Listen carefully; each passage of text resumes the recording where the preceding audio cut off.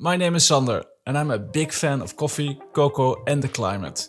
And since you're watching, I'm going to bet that you're too.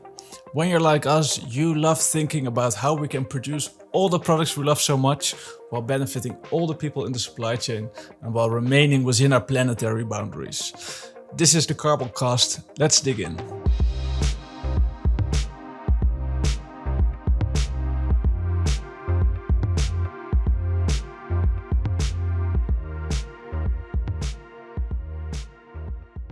Recently, I started studying the new GHG protocol's land sector and removals guidance. The document is still in draft, but the final version will be released in early 2024. And this document will be the standard for reporting for all companies that have land-based emissions, which includes all of us in the coffee and cocoa space.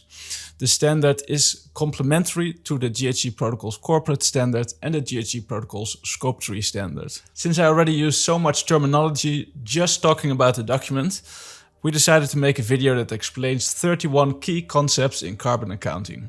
Before we start talking about carbon accounting, let's have a quick recap of what the greenhouse gas actually is. Greenhouse gases are gases that absorb infrared light and therefore prevent it from leaving the Earth's atmosphere. Examples are carbon dioxide, CO2, methane, nitrous oxide. And all of these gases have a different impact on the greenhouse gas effect. To make it easier to report on all of these different gases in a unified way, we report in tons of CO2 equivalent, which groups all of these gases based on their earth warming effect. Keep in mind that when carbon dioxide is being absorbed by plants, the plants only store the carbon molecule, the C, and they emit the two oxygen molecules, the O's. Also keep in mind that when somebody shares data about the amount of carbon that's stored in biomass, always cross-check if it is expressed in C, in carbon, or in carbon dioxide equivalent. You can easily make this conversion yourself by multiplying the amount of C by 3.7 to get the amount of carbon dioxide. The number 3.7 here is the division of the molecular weight of carbon dioxide, which is 44, by the molecular weight of carbon, which is 12.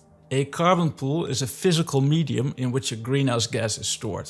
For example, the atmosphere that contains carbon dioxide, or soils that contain soil organic carbon, or oceans, and even products.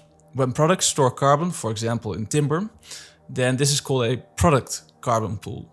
A carbon flux is a transfer of greenhouse gases from one carbon pool to the next. This includes emissions, which is when greenhouse gases are transmitted from a source into the atmosphere, as well as removals, which is when greenhouse gases are transmitted from the atmosphere into a carbon sink. All of these are relevant when reporting a greenhouse gas inventory.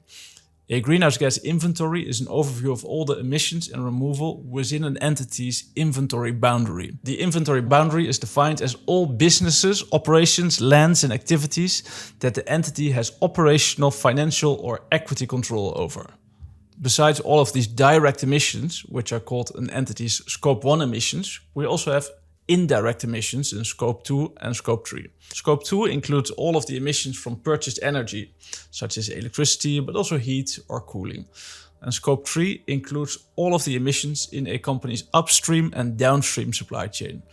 For us in the coffee and cocoa space, Scope 3 is always by far the largest source of carbon emissions, especially due to land use change and land management. When companies set a target for net zero, they follow the guidance of the Science Based Targets Initiative. The Science Based Targets Initiative requests that companies reduce 90 to 95% of their own emissions in Scope 1, 2 and 3, which is called within value chain mitigation. Some people also call this insetting, but there are a lot of different definitions going around of insetting. For the remaining 5 to 10% hard to abate emissions, companies can use carbon offsets, which is also called beyond value chain mitigation. The Science Based Targets Initiative requests that companies only use credits that are issued from projects that focus on carbon removals, such as afforestation projects, and not on projects that focus on reducing carbon emissions, such as REDD+ projects, which stands for reducing emissions from deforestation and forest degradation. Again, please keep in mind that all of this applies only after companies have been able to reduce 90 to 95% of their own emissions. Companies can also claim carbon neutrality under a number of voluntary certification schemes.